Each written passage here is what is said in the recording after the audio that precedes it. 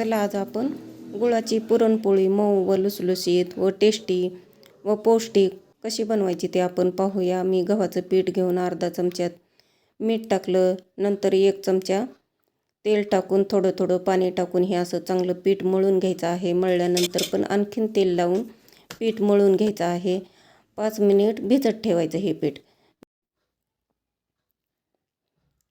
मी गुळाचं पुरण तयार करून ठेवलं होतं। हे आपलं पीठ भिजलेलं आहे।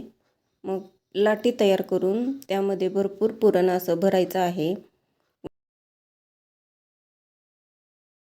कोरडं पीठ लावायचं आहे आणि हे गोल गोल पोळी लाटून घ्यायची आहे। अहो कुणाला पुरणपोळी आवडत नाही, सर्वांनाच आवडते। मला तर खूप आवडते, माझ्या आवडीचा पदार्थ आहे पुरणपोळी म्हणजे। पोळी आता लाटून तयार झालेली आहे। तव्याला तेल किंवा तूप लावून छान अशी भाजून घ्यायची आहे। हे झाले आपली पोळी तयार। तर असेच नवनवीन व्हिडिओ पाहण्यासाठी माझ्या चॅनलला लाईक करा, शेअर करा, सबस्क्राईब करा, करून पहा।